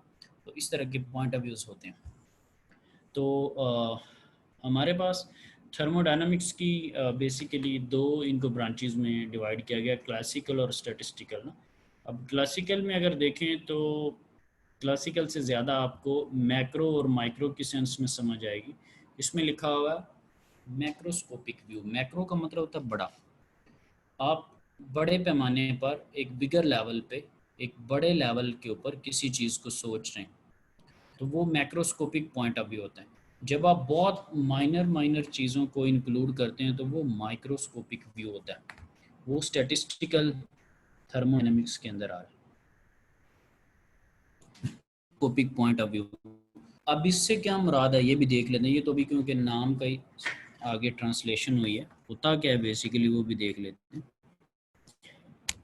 मिसाल के तौर पे आपके पास एक गैस का एक कंटेनर है, तो मैं कहता हूँ कि यार ये जो गैस का कंटेनर है इसका जो लेट से 100 किलो पास्कल है, या 1 किलो पास्कल है, या 1 मेगा पास्कल, इस तरह की चीज़ें। आपके घर में गैस का एक सिलेंडर पड़ा हुआ, तो मैं कहता हूँ इसका प्रेशर इतना है, पूरे सिलेंडर का मैंने प्रेशर बता दिया, ये उसका मैक्रोस्कोपिक पॉइंट ऑफ व्यू। अगर मैं ये कहूँ कि इसके अंदर, इस सिलेंडर के अंदर 1000 गैस के पार्टिकल्स हैं और एक गैस के पार्टिकल का इतना प्रेशर है, तो 100 का इतना होगा, 1000 का इतना होगा, आप बहुत माइनर लेवल के ऊपर आ गए, आप इंडिविजुअल पार्टिकल लेवल के ऊपर बातें करना शुरू हो गए। डेफिनेट सी बात है, ये टाइम टेकिंग भी है, इसकी ऑब्जर्वेशन, इसकी कैलकुलेशंस, ये सारी चीज़ें डिफरेंट हैं, डिफ़िकल्ट हैं, डीप हैं, कॉम्प्लेक्स है। चीज़ें बताने में आपको लग रहा होगा कि ये कॉम्प्लेक्स नेचर की चीज़ है। तो मोस्टली हम इंजीनियरिंग में थोड़ा आसानी की तरफ जाते हैं, हम मैक्रो लेवल के ऊपर बात कर रहे होते हैं कि वो लेट से अगर आपने रूम टेम्परेचर जब देखना होता है, आप अगर आपने एसी ऑन किया तो आप उसको एक सर्टन रूम, आप कहते हैं कि ये 25 मेंटेन कर दे, या अगर आपने अपने रूम का भी टेम्परेचर देखना है या बाहर का भी कहीं देखना है तो एक सर्टन आपको टेम्परेचर डिस्प्ले हो रहा था। ऐसे नहीं होता कि आप थोड़ी देर बाद जाएं जी ड्रेसिंग में घुस जाएं तो उसमें जाके देखें कि यहाँ पे कितना टेम्परेचर आ रहा है, फिर वॉशरूम में चले जाएं वहाँ पे टीवी लॉन्च का टेम्परेचर देख रहे हैं, और फिर आप कह रहे हैं कि जो मोबाइल पे डिस्प्ले हो रही है उधर आ रहा है, वो नहीं है, मैंने घर के 4 कोनों में टेम्परेचर चेक किया। सो खैर, हम जो टेक्निकली जिस चीज़ में इंटरेस्टेड होते हैं वो बड़े पैमाने पर मैक्रो लेवल के ऊपर हम चीज़ों के ऊपर इंटरेस्टेड होते हैं। ठीक है, तो हमें माइक्रो लेवल के ऊपर नहीं, मैक्रो के ऊपर चीज़। अब सपोज ये देखें पार्टिकल जो मैं आपको बता रहा हूँ, अगर कोई बंदा आपको कह देता है कि एक पार्टिकल की एनर्जी सपोज 5 है, तो 20 पार्टिकल्स हैं इसमें, पहले तो गिनने पड़े, फिर हर एक की इनफरादी तौर पर देखनी पड़ी, इनफरादी तौर पर हर एक की डिफरेंट भी हो सकती है, माइट भी।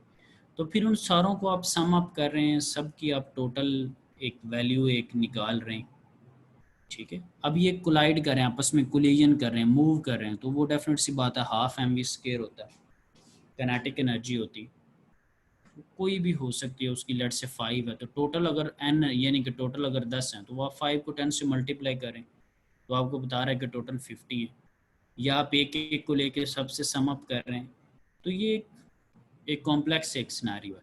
अब दूसरे लफ्ज़ों में आप देखें यही चीज़ थी, अब आपने देखें एक वही जो मैंने आपको सिलेंडर की आपकी एग्जांपल दी थी गैस के अंदर, तो अब आप मैक्रो लेवल के ऊपर, अब आप छोटे लेवल पे इंटरेस्टेड नहीं, आप जस्ट ये बता रहे कि अच्छा यार ओवरऑल क्या है, इस पूरे टैंक की क्या वैल्यू है, ठीक है।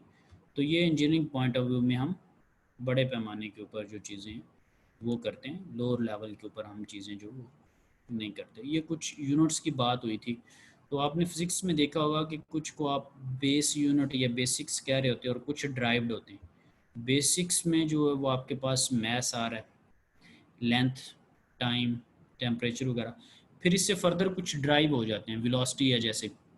अभी वेलोसिटी बेसिकली क्या होता है, ये डिस्प्लेसमेंट ओवर टाइम है ना, या स्पीड अगर आप लें तो ये डिस्टेंस ओवर टाइम है, ये फर्दर दो को मिला के बनी हुई है। अब डिस्प्लेसमेंट बेसिकली क्या होता है, वो एक तरह की लेंथ ही होती है ना, टाइम भी बेस यूनिट है, लेंथ भी, तो उनसे मिल के बनी हुई है। एनर्जी जो है फोर्स इंटू डिस्प्लेसमेंट, या half m v square mass into velocity, या एम जी एच, ठीक है, मास भी है, और जी ग्रेविटेशनल एज हाइट है, वो अगेन वही लेंथ हाइट उस सेंस में। आप कुछ वॉल्यूम है, वॉल्यूम की 3 डायमेंशंस हैं लेंथ ले रहे हैं, विथ ले रहे हैं, तो खैर कुछ ड्राइव्ड यूनिट्स हैं, कुछ बेस यूनिट्स हैं। अब हम खैर डेफिनेट सी बात है बड़े लेवल के ऊपर हैं, इंजीनियरिंग पॉइंट ऑफ व्यू से हम देख रहे हैं, तो ये तो नहीं पूछा जाएगा कि अच्छा जी maths is a base unit या ड्राइव, तो खैर ये नहीं है, ये एक वैसे एक हमारे एक नॉलेज के लिए कि ये हमारे पास चीज़ें होती हैं। फिर आपको मैंने स्टार्ट में बताया था कि एसआई यूनिट्स के अंदर हम डील करते हैं, सिस्टम इंटरनेशनल यूनिट्स के अंदर।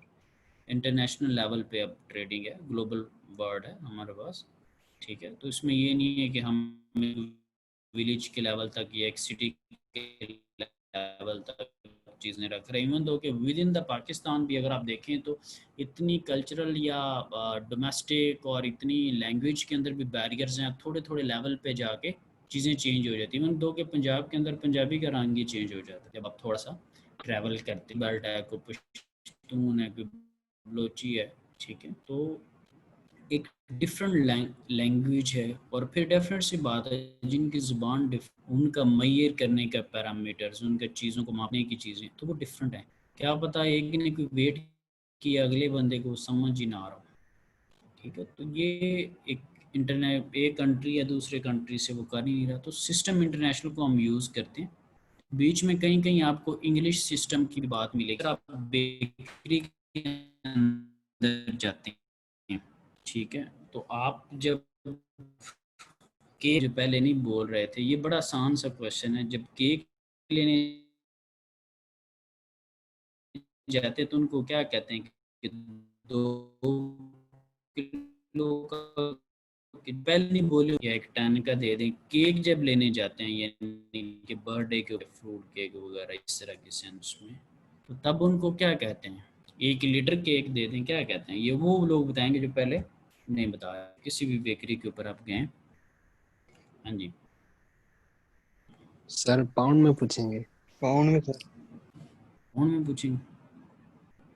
अच्छा, तो ये जो पाउंड की इन्होंने बात की है कि उनको कहेंगे कि 1 पाउंड का केक दे दें या 2 पाउंड का केक दे दें, ये सेंस में जिन्होंने बात की है, ये आपको होता है कि अब वो सॉलिड चीज़ है ना, उसका कोई ना कोई मैस होना चाहिए था। अब एक और बड़ी गलत टर्म यूज़ होती है जो हम कहते हैं कि इसका वेट क्या है, वो आगे जाके हम पढ़ लेंगे। बेसिकली आप मैस देख रहे थे, केजीज़ के अंदर जो होता है ना वो तो मैस होता है, ठीक है, कि इतने किलो, इतने किलोग्राम जो चीज़ें हैं, किलो भी खैर एक क्वांटिटी है जब तक कि ग्राम नहीं साथ में लग रहा, तो ये मैस है। हम कह रहे थे कि इसका वेट क्या है, वेट तो जो है वो तो एक फोर्स है। अभी आप देखेंगे वेट का यूनिट तो न्यूटन होता है, ठीक है। तो वेट तो एक डिफरेंट चीज़ है, वो तो एम इंटू जी है, वो एक डिफरेंट चीज़ है। वेट एक डिफरेंट चीज़ है, मैस एक डिफरेंट चीज़ है। तो ये गलत एक इस्तेलाह है कि जिसका वेट कितना है, वो बेसिकली आप मैस उसको देख रहे हैं, क्योंकि वेट तो देखें तो न्यूटन के अंदर है, यूनिट तो आप न्यूटन के अंदर नहीं ले रहे, केजीज़ के अंदर आप ले रहे हैं। तो ये जो इन्होंने पाउंड की बात की है ना, ये बेसिकली वेट का कह लें, मैस का कह लें, ये यूनिट है, लेकिन ये ब्रिटिश यूनिट है, ठीक है, पाउंड जो है वो, ठीक है। सो ये ब्रिटिश यूनिट है, लेकिन राइज हो चुका है, चीज़ ही ऐसी चली है, रवाज ऐसा पड़ गया, ठीक है, कि अक्सर आप किसी मुस्लिम को कहें जो खैर पिग मीट का उसको कहें कि जी सुअर गोश्त खाते हो, कहेंगे नहीं नहीं यार हराम है। तो कई ऐसे मुसलमान भी हैं जो थोड़ा सा वाइन को भी ठीक है बरकत समझ के यूज़ कर लेते हैं। तो शराब को उनको कहें, शराब वाले बंदे क्या कहते हैं कि जी पिग मीट यूज़ कर ले, तो माइट भी वो कहेगा नहीं नहीं नहीं नहीं वो हराम है, हालांकि वो खुद माइट भी शराब पी रहा है, उसका एक रवाज वो जो है वो है ट्रेंड ज़रा वाइन वाला, दूसरे वाला नहीं है। तो वो एक है यूनिट मैस का ही, लेकिन उसको हम अब केजी में नहीं कहते, कोई बंदा नहीं जाके बेकरी पे कहेगा कि 2 केजी का मुझे जो है वो केक दे दे। तो एक डिफरेंट एक इस्तिलाह खैर पड़ गई है। तो इंटरनेशनल लेवल पे जो चीज़ें यूज़ होती हैं वो हमने करनी होती हैं। ये देखें ये केजी के अंदर लिखा हुआ है, ये एलबीएम के अंदर लिखा हुआ है। अब ये एलबी का भी जो वर्ड है ना, ये बेसिकली लिब्रा, ये एलबीएम जो भी यूज़ हुआ है ना, ये बेसिकली लिब्रा का है, और माइट भी ये रशियन लैंग्वेज का वर्ड है लिब्रा। और वो पहले ब्रिटिश के ऊपर उनकी हुकूमत थी, तो वो हुकूमत तो अपनी छोड़ के चले गए, जैसे हमारे यहाँ अंग्रेज़ चले गए हैं, रूल्स वगैरह उनके हैं तो चले गए, लेकिन मैथ्स का यूनिट उन्हीं की लैंग्वेज के ऊपर लिब्रा के ऊपर चलता रहा। हालांकि पाउंड का और एलबी का कोई दूर दूर तक ताल्लुक नहीं है। तो ये जो एलबी जो अल्फ़ाबेट है ये खैर लिब्रा से ड्राइव्ड है, ठीक है। सो एलबीएम यानी कि पाउंड के अंदर आप मैथ्स को ले रहे हैं, तो वो ब्रिटिश यूनिट है, केजी वाला नॉर्मल है, ठीक है। माइट भी इसका ये पाउंड्स वगैरह स्वाय केक के हमें नहीं पता होगा, आपको नहीं पता होगा, तो हमने स्टैंडर्ड यूनिट रखने, ठीक है, हमने स्टैंडर्ड यूनिट के अंदर चलना है। तो कोई न्यूमेरिकल वगैरह भी जब हमने करने हैं तो स्टैंडर्ड यूनिट के अंदर करने हैं। अच्छा जी, एक और चीज़ अगर आप देखें तो स्पेसिफिक वेट है। अच्छा, ये जो प्रीवियस लिब्रा के ऊपर या पाउंड या बेकरी वाली सारी एग्जांपल देने का आपको मकसद ये था कि हमने एसआई जो यूनिट्स हैं जो क्या वैसे यूज़ करते आए हैं और जो कर रहे हैं, हमने उन्हीं पर रहना है, ठीक है। स्पेसिफिक वेट का एक हमारे पास एक टर्म है, गैमा से उसको रिप्रेजेंट करें, वेट पर unit volume, weight over volume, ठीक है। तो इस चीज़ को जब आप वेट ओवर वॉल्यूम करेंगे तो उसको आप गैमा से रिप्रेजेंट करे होंगे, ठीक है। और एक चीज़ अगर आप देखें तो गैमा को उसने रो जी लिख दिया। अब इसको अगर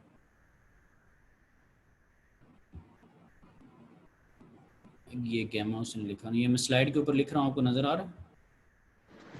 यस जी सर आ सर। रहा है। ठीक है, इसको मैं लिख देता हूँ वेट ओवर वॉल्यूम। तो वेट का क्या फॉर्मूला होता है? W is equal to mg। हाँ जी, W is equal to m g. मैं इसको वेट को लिख देता हूँ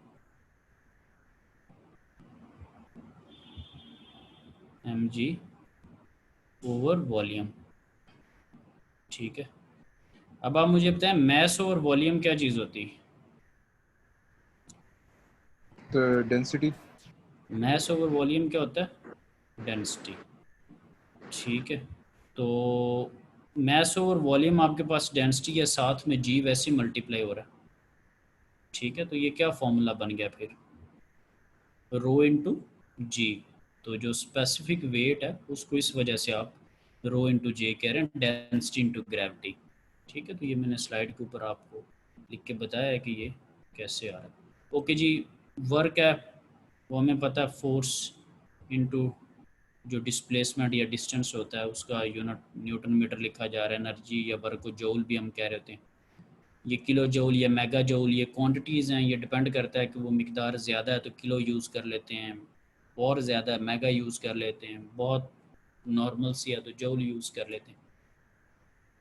अक्सर आप जब कोई एनर्जी की सेंस में रिन्यूएबल का कोई कोर्स या कोई भी जब आप कोर्स पढ़ेंगे, अक्सर ग्राफ आपको BTU में मिलेंगे, ब्रिटिश थर्मल यूनिट होता है ये। ब्रिटिश की सेंस में BTU यूनिट उन्होंने रखा होता है, ब्रिटिश थर्मल यूनिट, ठीक है।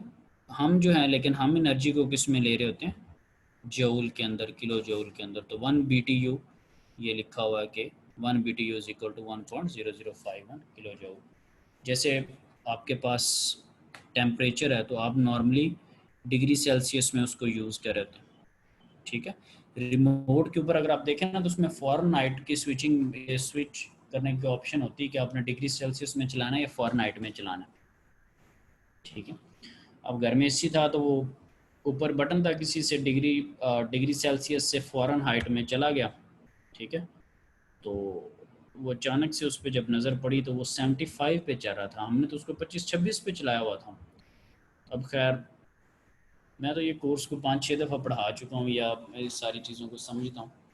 तो पहले मेरे माइंड में जो सबसे पहले एक चीज़ गई वो यही थी कि ये फ़ॉरेनहाइट में जो है वो चेंज हो चुका होगा, क्योंकि एक तो रिमोट के ऊपर भी लिखा हुआ था और एक जो कैलकुलेशंस हैं या जिस तरह उसकी स्विचिंग यकदम हुई, तो इस सेंस में अब मैंने उसको रिमोट से चेंज करने की कोशिश की तो वो इन अ वेरी फर्स्ट क्लिक वो चेंज नहीं हुआ, ठीक है। तो मैंने कहा ठीक है इसी तरह चलता रहा, लेकिन फिर जब कोई भी आता तो वो देखता, वो कहता अच्छा आपने एसी इतना तेज़ चलाया हुआ है। अब हालांकि ये जितना टेम्परेचर बढ़ाते जाएंगे उतनी उसने गर्मी बढ़ानी है, बात समझ रहे हैं ना। मिसाल के तौर पे आप 16 पे चलाएंगे तो वो 16 टेम्परेचर मेंटेन करके रखेगा ना, उसको 20 पे चलाएंगे 20 मेंटेन करके रखेगा, 50 पे चलाएंगे तो 50 टेम्परेचर मेंटेन करेगा। लेकिन उनकी सेंस में ये होता था कि अच्छा इन्होंने 75 पे किया, बड़ी ठंडक दे रही है।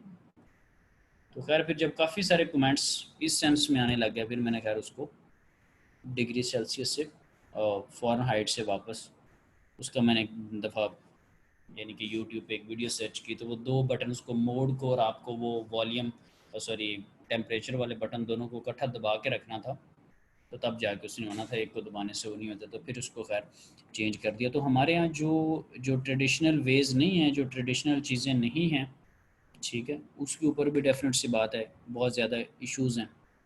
और ये भी नहीं है कि इर्द गिर्द जो देखने वाले लोग थे वो पढ़ी लिखी कम्युनिटी नहीं है, लेकिन वो ट्रेडिशनल वेज नहीं है, they are not use to with this units और ये सारी चीज़ों का आइडिया नहीं है, ठीक है। जो चीज़ें यूज़ हो रही हैं बस वही चल रही हैं।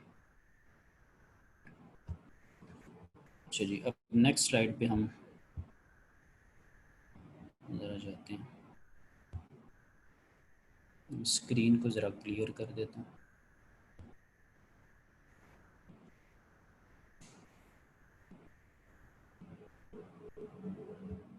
ठीक है, अच्छा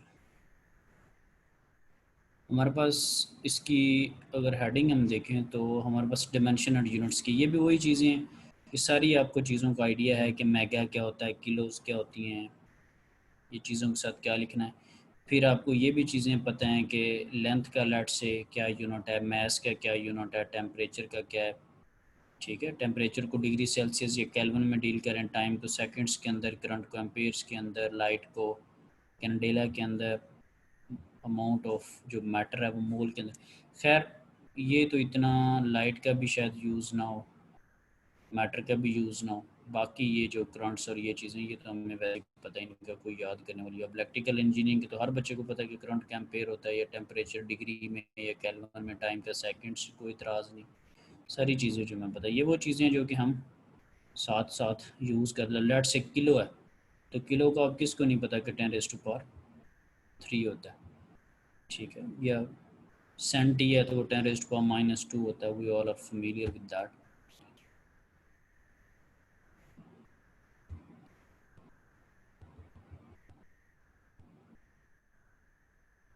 अच्छा ये चीज़ है डायमेंशनल होमोजेनिटी, यानी कि आपको ये तो आपको पता होगा ना कि इक्वेशन के दोनों तरफ सेम चीज़ होनी चाहिए। लेट से आपके पास एप्पल है तो एप्पल एप्पल में ही ऐड होंगे, या ठीक है, या बनानाज है उन्होंने बनानाज के अंदर ही ऐड होना। ये नहीं है कि आपके पास एक डिस्टेंस है और डिस्टेंस के अंदर आप पावर को ऐड कर रहे हो, ऐसे तो नहीं होगा, पावर्स ही पावर्स में ऐड होंगी। तो जब भी आपने कोई इक्वेशन लिखनी होती है, अब लेट से मैं एक इक्वेशन एक लिखता हूँ, एनर्जी की मैं एक इक्वेशन लिखता हूँ, ठीक है। E इज़ इक्वल टू, ई मेरे पास एनर्जी है ना या वर्क, ठीक है। तो मैं उसके आगे लिख देता हूँ किनेटिक और प्लस पोटेंशियल एनर्जी ना। अब दोनों का यूनिट जूल में है, ये हाफ एम वी स्क्वायर होता है, kinetic half m v square है और पोटेंशियल एनर्जी mgh है, ठीक है। तो अब मेरा नहीं ख्याल कि इस पर कोई इतराज़ करेगा कि सर ये आपने गलत लिख दिया। ये क्या है, ये होमोजीनियस है, इक्वालिटी का जो साइन है, इक्वल के दोनों साइड पे सेम चीज़ें। अगर मैं यही कर दूं E इज़ इक्वल टू, ठीक है, किनेटिक एनर्जी प्लस इसके साथ मैं लिख दूं करंट को लिख दूं I को, ठीक है, तो सारे कहेंगे कि सर एनर्जी का जो यूनिट है वो जूल है, करंट का जो एम्पेयर है, दोनों इक्वल नहीं है, या आपने एक जो गलत जो चीज़ है वो लिख दी। सो अगर मैं इसके साथ वोल्टेज लगा दूं तो क्या फिर भी चीज़ ठीक है? फिर भी चीज़ ठीक नहीं। क्यों? क्योंकि V इंटू आई पावर होता है, अभी भी ये एनर्जी नहीं बनी। अगर मैं इसको टाइम से डिवाइड कर दूं, पावर को डिवाइड करूं या मल्टीप्लाई करूं एनर्जी बनाने के लिए? कमेंट ले लेते हैं क्विकली, बस आखिरी कमेंट आपसे। वी आई पावर थी, तो पावर से मैंने एनर्जी बनानी है, तो मैं टाइम से डिवाइड करूं या टाइम से मल्टीप्लाई करूं? Sir multiply. मल्टीप्लाई करेंगे। क्यों? क्योंकि पावर होता है एनर्जी बाय टाइम, तो एनर्जी क्या होगा? Power into time. तो अगर मैं इसको पावर को टाइम से मल्टीप्लाई कर दूं, ठीक है, तो अब ये होमोजीनियस हो चुकी है, क्योंकि ये भी एक फॉर्म ऑफ एनर्जी है और ये भी फॉर्म ऑफ एनर्जी है। ये जो कनेटिक वाली है ये मैकेनिकल के अंदर आ जाता है, मोशंस वगैरह से रिलेटेड है। जो दूसरी लिखी है वो मैंने इलेक्ट्रिकल एनर्जी लिखी, तो दोनों एनर्जीज ही एनर्जी के अंदर ऐड हो सकती। मैंने आपको एक रॉन्ग एग्जांपल भी बताई, फिर एक करेक्ट बताई उसको कैसे। तो ये हमें यहाँ पर ये क्यों हम देख रहे हैं, उसके बात करने का मकसद ये है कि जब आप कोई न्यूमेरिकल सॉल्व करें तो ये इस चीज़ को आप जहन में रखें। अगेन ये फिज़िक्स की चीज़ें थी, थोड़ी सी बेसिक्स की चीज़ें थी जो कि हमने यहाँ पे कवर की, ठीक है। तो दैट्स ऑल अबाउट टुडे। इसमें अगर किसी को कोई एतराज़ या कोई वन गुड और बैड पॉइंट आज के लेक्चर का, गुड बैड इस सेंस में कि जो चीज़ बड़ी प्रैक्टिकली इंटरेस्टिंग लगी हो, या लगा हो कि ये इसका कोई ख़ास इस्तेमाल नहीं था, और कोई लगा हो कि नहीं अच्छा इसके बहुत ज़्यादा थे, कोई भी। सर सब कुछ इंटरेस्टिंग लगा। सब कुछ इंटरेस्टिंग लगा, ये किसको लगा? बिलाल को? जी सर। अच्छा हाँ जी, बाकी भी 5 कोई हैं स्टूडेंट, उनको क्या लगा? या कुछ कभी खुशी कभी गम लगा, या क्या लगा उनको? सर आप एग्जाम्पल साथ से करा रहे थे ना, उसके से बड़ा जो है ना अच्छा आराम से समझ आई है। अच्छा सही है।